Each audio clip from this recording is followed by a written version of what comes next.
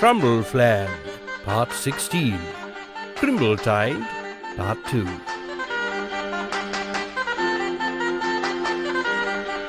Vivian! Vivian! Vivian, why are you still in bed? What's that? Light of my life? Get up, darling. It's Christmas morning. What? Hey! Oh, Christmas is finally here. And look out of the window. It snowed. Oh, how magical. It's been snowing all week, Vivian. We've been knee-deep in the stuff for days. It's still magical. And it won't take that sense of wonder away from me, Army. And I know you're excited too. You just don't like to show it. I'd be more excited if I wasn't so worried about everything going right. Well, try to relax a bit, my dear. Enjoy the day. It'll be wonderful. I know it. You really think so? There are few things in this world, goodness knows, that I am entirely, confidently sure of. But in you I have complete trust. If anyone can make it marvellous, you can. Thank you, darling. I love you. Now, please, for the love of baby Jesus and the donkey in the manger, will you let me have some bacon and eggs for breakfast? No, you can wait till the feast later, like everyone else. Oh, not fair. I'm the king.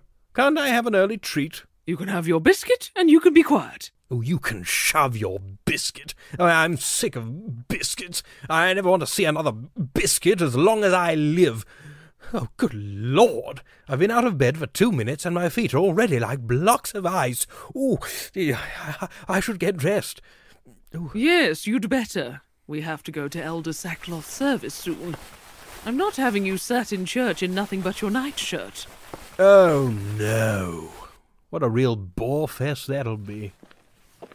I really think you should reconsider your choice of text for your sermon today, Elder Sackcloth. Tell me, Abbess Silkmantle, what is wrong with the tale of Garansheba and the cold snap in Ishria? How it chronicles the trials of young Garansheba as he dealt with the sudden and wholly unnatural frost in his famously hot homeland. How his clothes did stiffen with ice, how his nose did sting with cold, how his fingers blackened with frostbite. Nothing is wrong with it, necessarily. But what is the point of it all? Well, it's very vivid. The description of the frostbite is particularly arresting. Yes, but what lesson does it teach us? Why, it teaches us not to take God's power for granted, not to shun his love and ignore the sacrifice of his Son, Jesus Christ. For Garansheba turned his back on him, and his reward was highly localized chilly weather that did surround naught but his lowly hut, and did turn his skin a shade of cyan. And that's the message you want to express on Christmas Day, is it? About how petty God could be, rather than how he sent his Son to us so that we might be saved? You want to warn of God's wrath rather than celebrate his love. Plus, you want to bore everyone stiff into the bargain. You're a few pages short of a full scripture, you are. With respect, Abbess, I don't think I'll be taking religious advice from a woman who plays at being a nun. A woman who runs her convent like a business. A woman who openly played the field in her youth, and unlike me, I don't mean you were into sports, unless one meant the sport of the bedroom. A woman who, under her habits, still wears the rich and luxurious garments of her former privileged life. A woman who, in short, wouldn't know the word of God if it were presented in stone tablet form and clumped over her ubiquitously extensive wimple. Are you quite finished? Yea, I feel I have got a lot off my chest right well. Right. Then let me say this. Don't come at me with your holier-than-thou nonsense. God is for everyone, right? However they choose to accept him, in whatever form, you don't hold a monopoly on him. Madam! I'm not a madam. My girls don't get paid. And don't interrupt me. You may judge me and my past life, but know this. That is your burden. I don't need to prove myself to you, and it says a lot more about your nature than it does mine that you can't accept others' lifestyles. And as for this ridiculous perversion you have for spouting the obscurest dogma, all it achieves is an alienation of your brothers and sisters, as opposed to a welcoming and caring atmosphere which, as our priest, should surely be your highest ambition. Well, you said a lot of things there, Abbess Silkmantle. Yes. Well, we both did. I think we both have a lot to reflect on, pray about, and learn from. Quite. And in the spirit of Christmas, a time of peace and love to all, may I offer my hand with my apologies and my forgiveness. And I'm mine. Oh, come here, give us a hug. Oof! Come on, let's get all these candles lit. If we start now, we might get it done before the end of the service. Oh, good morning, Lord Crabtite. Merry Christmas. Shove it, Your Majesty. Right you are. Sorry. Oh, my God. What? No. I can't. Oh, my God. What is it? Are we under attack? What's happening? Where are all the decorations? There's no holly, there's no ivy. The Great Hall looks as grey and cold as ever. Stone me, woman. You nearly gave me a heart attack. Well, I am having one, Vivian. Why are there no decorations, Crabtite? Oh, they never arrived, Your Majesty. Ruined. Christmas is ruined. I'm going to throw myself from the North Tower. Ermintrude, would you please try and calm down? Have a sense of proportion. I'll give you a sense of proportion. I'll purport the sense right out of you. My life is over. Do you understand? Over. The decorations are missing. Yes, we've established that. Thanks, Sid. No, I mean they're really missing. Crabtite, you nasty, snaky, swindling swine, you. What? Now, what is going on? We said we'd hide the decorations as a joke. Look, I realise you are the Lord of Misrule, Sid, but considering that my wife, your queen, is having a conniption, I think the jokes may have gone just a shade too far. Wouldn't you agree? But they're not hidden. They've gone completely. Where have you put them, Crabtite? Me? I don't know what you're talking about. They were in your room. Not at all. They never arrived. That's what you said yesterday. I heard you distinctly. But you... Your Majesties, I can only apologise for my small part in this terrible festive tragedy. I don't know what to say. Really, it is not the end of the world. No. You're right. We still have the fireworks. The what? The firework display that Grundleburn is arranging. That will bring a little light and magic to the dark grey of this sad, depressing, horrible, awful day. There you are, then. Look on the bright side. I say, bright side. Not bad, eh? Your Majesties, happy tidings. Goodness, it's awfully drab in here, isn't it? But it doesn't matter, does it? Because your fireworks will be a great success, I'm sure. Actually, that is what I came down to tell you. It's just... You see, since I've been looking after little Nineveh here, I realised that it would be too cruel to set off all those nasty loud things and scare all the lovely animals in the vicinity. Isn't that right, Nineveh? Isn't that Mordred the minstrel's dog? We've become very attached. That's a dog, is it? I'd thought you put a leash on a rat. Don't Won't you listen to the mean, handsome man, Nineveh? You are the cutest cutie in all of cuterdom. Yes, you are. Good heavens. I think I may very well be sick. Why not? We could do with a bit of colour around the place after all, eh? Shut up! Right, yes, I'm sorry, yes. Grundleburn, are you telling me there will be no fireworks? Your Majesty, you've gone a very worrying shade of purple. Have you made the fireworks or not? No, Your Majesty. I'm afraid my conscience wouldn't allow it. I couldn't be the orchestrator of such canine distress. I just couldn't. Grundleburn, get out of my sight. It may be that in time I will learn to forgive you, but right now I want you to go away, and your little dog too. Majesty, Merry Christmas. Come along, Nineveh. Really, this is going better than I might have hoped. Darling, Ermintrude, I know you're a bit upset now, but I promise in a few days from now, maybe a few years, you'll see the funny side. Shut up, Vivian. Quite right, shutting up, yep. Your Majesties. And what do you want, Caster? Has the kitchen been entirely flooded by a snow runoff, or has the place burnt down, leaving nothing but the pig's head charred atop a heap of ash? No, sort of. The opposite, really. Everything's fine, except the pig's head is missing. Ha! Classic! Vivian, catch me. I'm going to faint. Oh, right you are.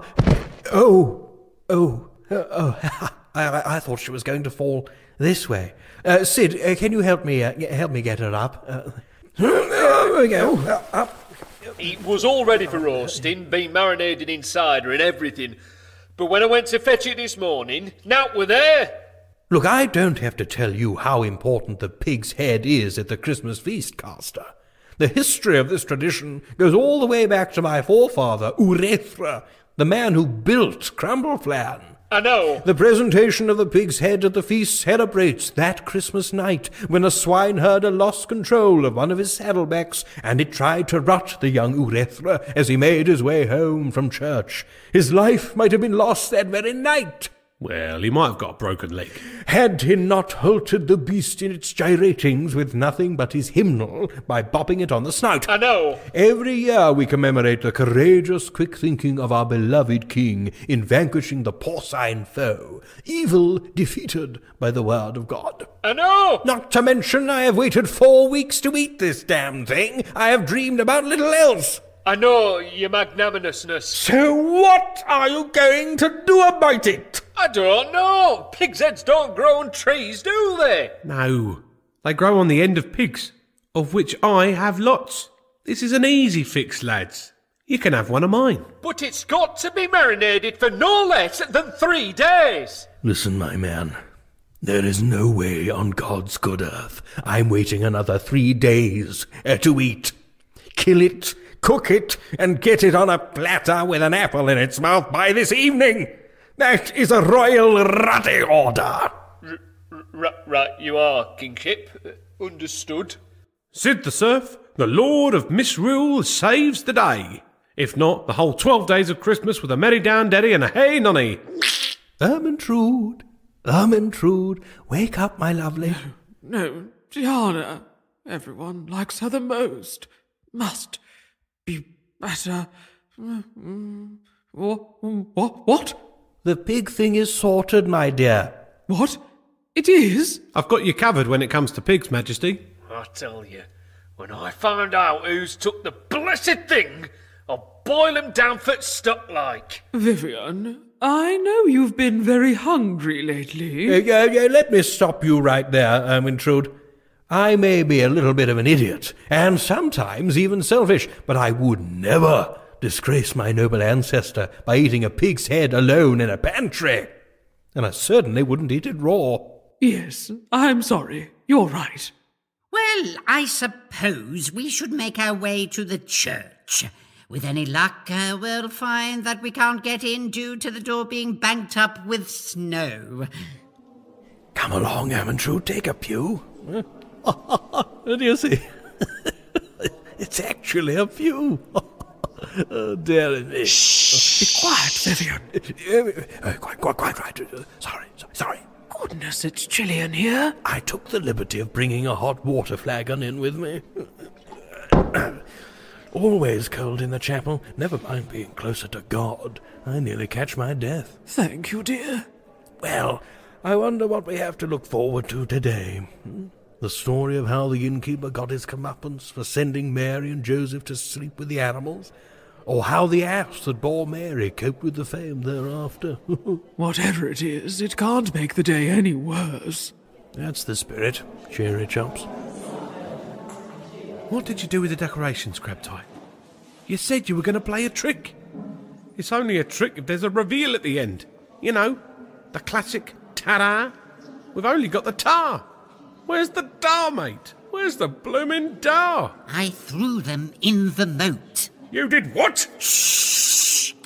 You did what? I chucked 'em, Sid. Gave 'em the old heave-ho. Got rid, chum. You can shove your Merry Christmas where the sun won't shine. Shh! Mainly for fear of the smell. I cannot believe you did that. Oh, come now. Surely even your limited imagination can run as far as to believe me capable of the simple task of throwing away some evergreen branches. You're right. I can imagine it. What I can't believe is that I was stupid enough to let you dupe me into letting you do it. Again, I think you do yourself a disservice. You are very stupid, and I am very clever. Shh! You are very wicked. That's what you are. Why, thank you. You'll get yours, mate. I don't know why I don't just knock your block off. Sid, please. We're in church. And it did come to pass in those days that a decree went out from Caesar Augustus that a census be took. So it was that all went to be registered. Joseph went up from Galilee, out of the city of Nazareth, into Judea, to the city known as Bethlehem. Yes, he's doing the actual nativity. Well, I'll be a badger's second nephew. Jolly good. So it was Jolly that good. they were in the same country. Nothing like a classic to fall asleep to, is there? Watch over their flock by night. And behold, an angel of the Lord did stand before them, and they were greatly afraid, and their shepherdly tunics were right stained with piddle. Welcome, Prince without peer. Welcome, God's own Son. Welcome, my Lord so dear. Welcome with us to wone. Wake up, Vivian. Oh, yes, well done. Bravo. Your Majesties, Merry Christmas. I hope you enjoyed the service. Our best house, yeah. Silk mantle. Yeah, pink mangle, yes. Yeah. How did you manage to convince the old boar to stick to the actual Christmas story, eh? Oh, call it a deep mutual respect, sire. Good kick up the fundament, was it? Something like that, Your Majesty. Good show. I say, so Rafe, are you all right? I'm very much looking forward to the feast, Your Majesty. Oh, Abbess, it's going to be a disaster. We have no decorations. The hall is a miserable, dark, damp hole. Ugh, I suppose I should go and get changed. Prepare myself for the worst. Your Majesty. Elder Sackcloth? Abbess. Before everybody else leaves, could you get their attention? Brothers, sisters, hold ye and list a moment.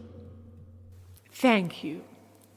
Hello, everyone. I wondered if you could all help me out with a little idea to brighten our beloved Queen's Day. Dear Diana.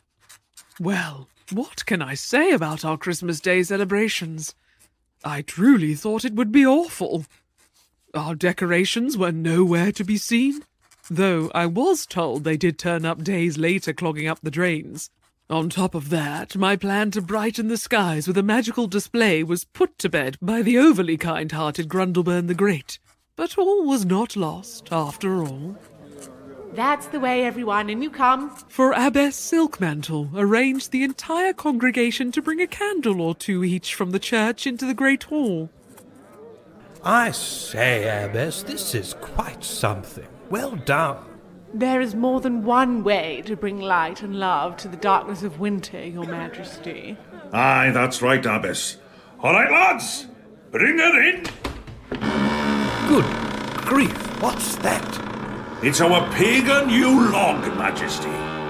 We thought we'd bring it in and light it by you in the Great Hall's fireplace, see? Heavens to Betsy, it's almost an entire tree. Oh, we don't do these things by halves, Your Majesty. Nadolig Llawen. Oh, yes, well, absolutely. Of course. It's very fine, but surely it'll take forever to light. Since I decline to make your fireworks, Majesty, allow me, please, to light the Yule log with a little of my own magic. Bring us warmth in the cold, bring us light in the dark. Burn bright through the winter from this little spark. Grundleburn, you are a marvel, a true marvel. Thank you. And I'm sorry for losing my temper earlier. Already forgotten, Majesty, and instantly forgiven. Mind you, the colour your face went would make a wonderful paint pigment. I wonder if something with beetroot might achieve a similar hue. I'd have to experiment. Do you think you could do it again, Your Majesty? Just to compare? I'd leave that thought there if I were you, Grundleburn, or you might get an example earlier than you thought. It was truly delightful to see everyone there. All of Crumbleflan come together in celebration and comradeship. Here, I heard someone snuck off with the decorations. Probably an evil winter goblin or something. What do you think, my backdraft? I think you should shut your mouth and get your nose out of people's business for the day, Daily Mail. Yeah, all right then. Vivian even managed to give rather a good speech. Now, my friends, good folk of Crumbleflan, before we begin our repast... Speak English! Very well. Before we begin stuffing our faces, allow me to say how marvellous it is to see you all here. As you know, it has been a tough year, what with the turnip dearth at the beginning of the year and the terrible bout of plague. And whilst it is sad to see fewer faces here than last year, let us take today as a reminder to hold those we have not lost even closer, and treasure one another's friendship all the more.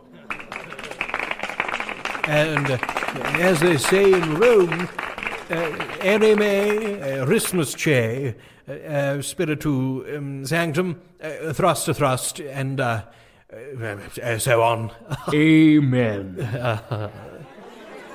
And I must say that Sid the Serf really outdid himself as Lord of Misrule by organising the most incredible entertainment I've ever witnessed. Better than any revels. Ah, Captain Culverin, welcome. Majesties, forgive an erstwhile nautical cove for interrupting your festivities, but I have a delivery for Lord Crabtite, so I does. What? I didn't order anything. Be that the case, I still has something for you, your lordlyship. After our little chat yesterday about how you was missing your family, I decided to get Culverin to go and fetch a little something from Dunwich. You what? Robin, is that you? Oh, God. Robin, you look at me when I'm talking to you, my boy. Hello, Dad. Oh, hello, Dad, you, my boy. Goodness. Looks like you'll get your fireworks after all, Hermie. Now, Dad. 25 years, boy. Look, Dad. 25 years and not a word. Can we not do this here? For all I know, you could have dropped off the edge of the world. Actually, it's been long established that the Earth is, in fact, a globe, so... All it is, in fact, a globe, you, my boy. Don't interrupt me. Could you not bludgeon me with that leek, Dad? Oh, couldn't you not bludgeon me with that leek, you, my boy? Lord above, if your poor mother were alive, she'd have died of heartbreak. Mother hated me even more than she hated you. That's an outrageous slur. If she were alive, she'd be turning in her grave. That doesn't even make sense. Oh, that doesn't even make sense, you, my boy. Would you stop that? Leeks aren't properly in season. Why have you even got one? And what would you know about the humble leek, eh?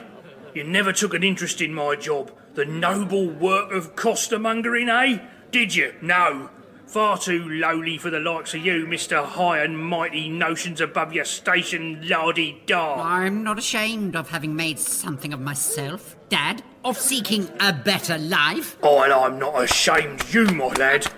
What's that you're wearing? My jerkin. Not that, you blithering nit, that eye ache on your head. It's called a hat, Dad. Oh, it's called a hat, Dad, you, my boy. Extravagance.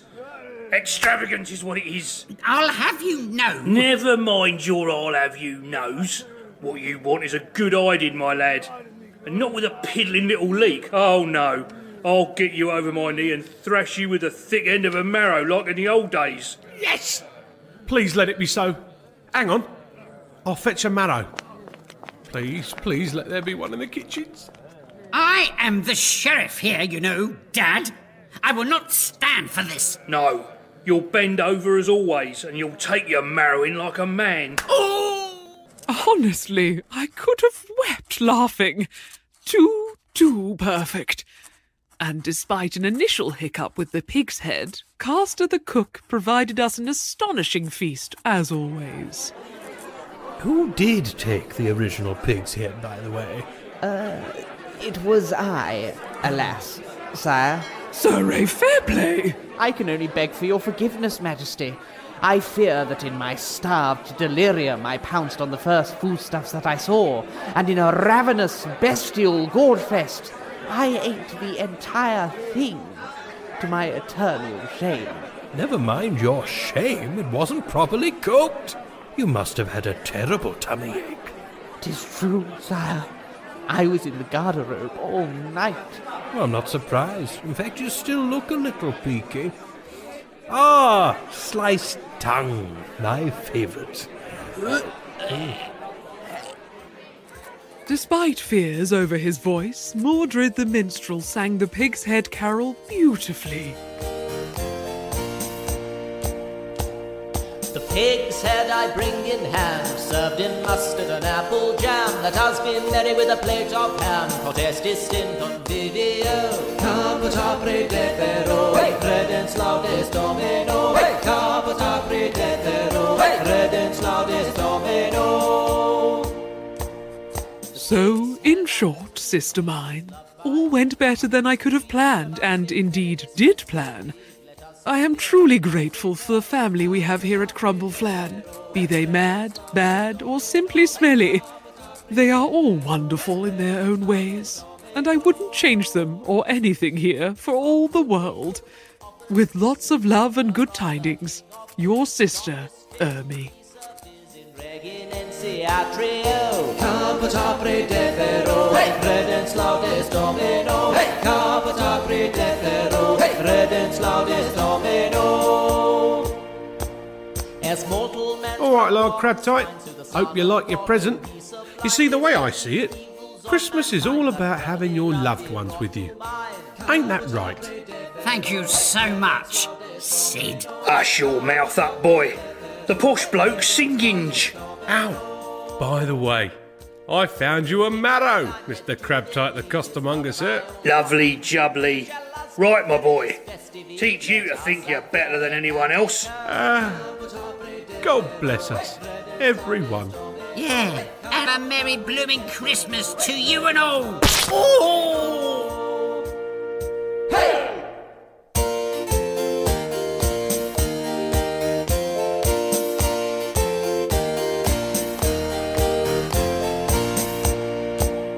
That was Crumbleflan, with Callum Hale as King Vivian the Vague Philippa James as Queen Ermintrude the Organised and Dahlia Mail, David Boyle as Lord Crabtite the Cunning, Jacqueline Johnson as Grundleburn the Great and Mar Backdraft, Wayne Ingram as Sir Ray Fairplay, Lewis Allcock as Elder Sackcloth, Amy Wicks Young as Abbess Silkmantle, Sam Young as Caster the Cook, Ivan Wilkinson as Captain Culverin, Fraser Hale as Crabtite the Costermonger, Roger Parkins as Sid the Serve, Christian Patterson as Wallace the Welshman, and Dylan Allcock as Mordred the Minstrel, who also arranged the music. However you spend your holidays this year, have a good one from all of us here at Crumbleflan.